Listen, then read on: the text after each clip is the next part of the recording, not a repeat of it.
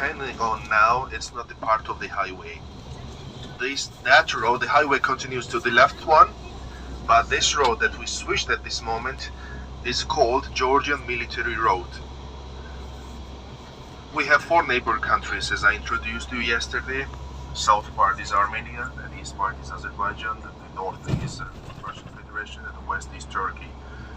This country always had a road with the 3 of them, but we didn't have the road before with Russians because they are living behind, Russia is behind these so huge Caucasus mountains, and it was always difficult to cut the road between these cliffs.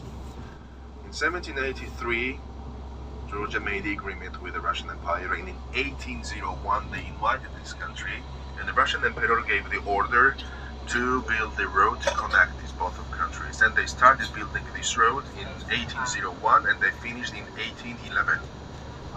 So for 10 years they were building, and they gave the name of this road the Georgian Military Road because this road was playing the main role for transportation of heavy troops and military equipments during the First World War, Second World War, and during the Civil War.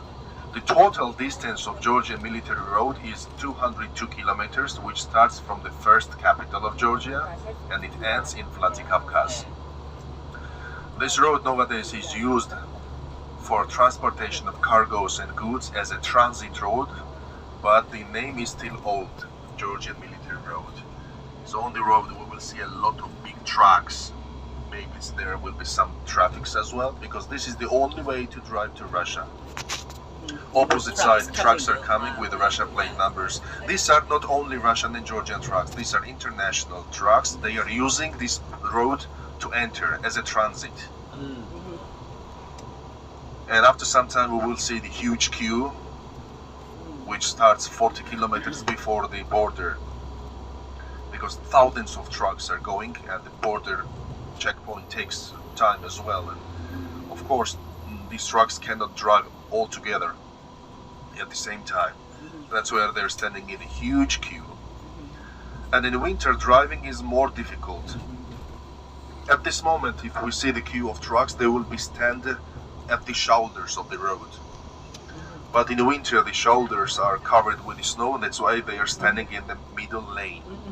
And we drive from the left lane then to avoid them to take over.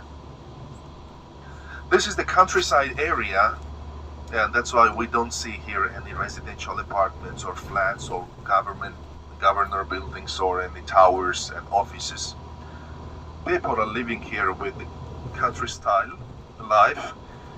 The main occupation is the farming in lower areas, and in upper part mountains, in upper areas, in upper mountains, which are the alpine zones.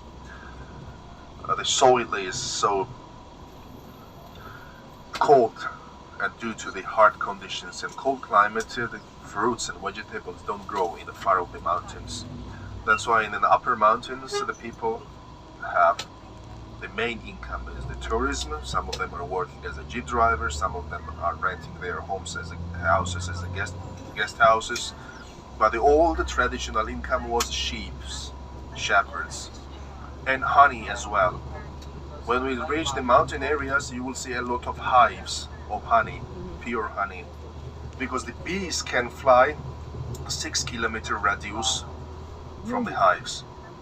And in mountain areas, people don't have farms because nothing grows there due to the cold climate.